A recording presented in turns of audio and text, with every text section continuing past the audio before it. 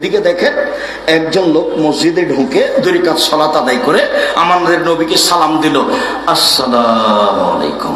তখন আমাদের নবী বলছেন, সাল্লি ফাইন্নাকা লাম তুসাল্লি, তুমি সালাত আদায় করো, তুমি করোনি। লোকটা আবার সালাত আদায় করলো, করে আমাদের নবীকে সালাম দিল। আমাদের নবী বললেন, তুমি সালাত আদায় করো, তুমি সালাত আদায় করোনি। লোকটি আবার সালাত আদায় করলো, করে আমাদের নবীকে সালাম দিল। তখন আল্লাহ রাসূল বলছেন, তুমি সালাত আদায় করো, তুমি করোনি।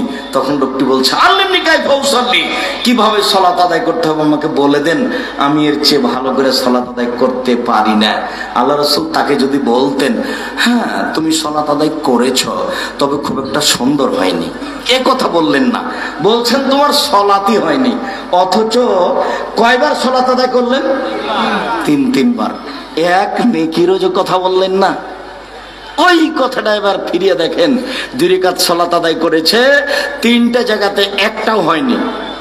300 নেকি ছিল, একটা কথার কথা। তো অজুতে ভুল হয়েছে, কত কাটা গেছে?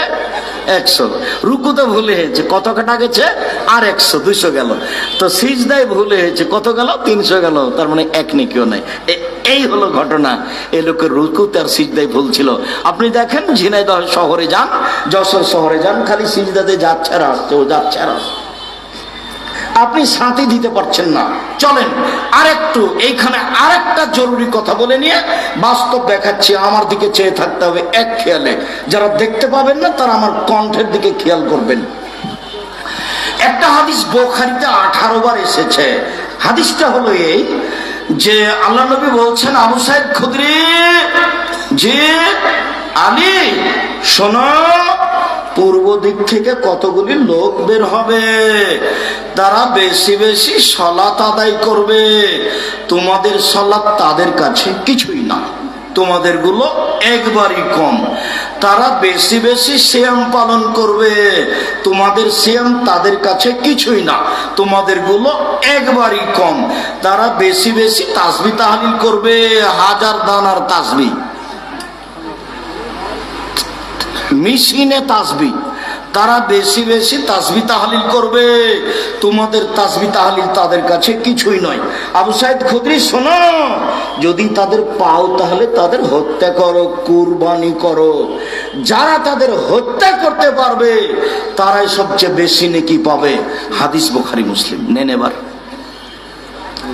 আমি বলি না এই ব্যক্তি সে ব্যক্তি, হাদিস তো সত্য না। কথা বুঝাতে পারলাম না। আচ্ছা, আমরা ঝিনাইদহের মানুষ, আমরা ধরে নিলাম ঝিনাইদহে এরকম কেউ নেই, এটাই ধরে নিলাম। কিন্তু এক শ্রেণীর নামাজিকে আল্লাহ রাসূল হত্যা করতে বললেন, এটা তো ঠিক। এক শ্রেণীর রোজাদারকে হত্যা করতে বললেন, এটা তো ঠিক। এক শ্রেণীর সুবহানাল্লাহ আলহামদুলিল্লাহ বলা ব্যক্তিকে হত্যা করতে বললেন, এটা তো ঠিক। হাদিস বুখারী মুসলিম। মানে আম গাছে জাম ধরতে পারে, ধরে না। অমাবস্যার রাতে চাঁদ উঠতে পারে, উঠে না। সুঁয়ের ছিদ্র দিয়ে লাঙ্গলের ফল ঢুকতে পারে, ঢোকে না। সুঁয়ের ছিদ্র দিয়ে লাঙ্গলের ফল ঢুকে যেতে পারে, আম গাছে জাম ধরে যেতে পারে। অমাবস্যার রাতে চাঁদ উঠে যেতে পারে, অবাস্তব কাজগুলি ঘটে যেতে পারে। আমি যে কথা বললাম এতে সন্দেহ আছে বলে কিয়ামত পর্যন্ত চেষ্টা করলে সরিষা ঢোকানো যাবে না। যা বলছি তাই থাকবে, তার নাম বুখারী মুসলিম।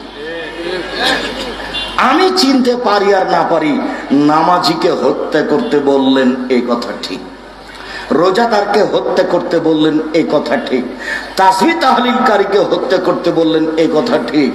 তবে সে কে নিজেকে ভাবা প্রয়োজন, তাকে খুঁজে বের করা প্রয়োজন। চলেন এবার সালাত দেখাই।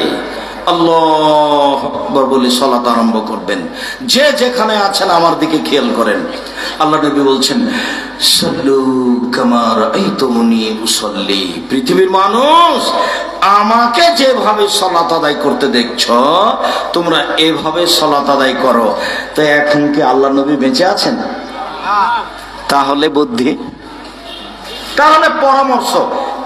এক, বাংলা বুখারী সালাত অধ্যায় দেখেন।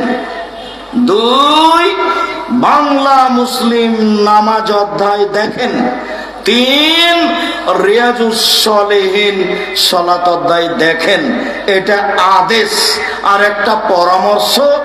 আমাদের বইও দেখতে পারেন রাসূল সাল্লাল্লাহু আলাইহি সাল্লামের সালাত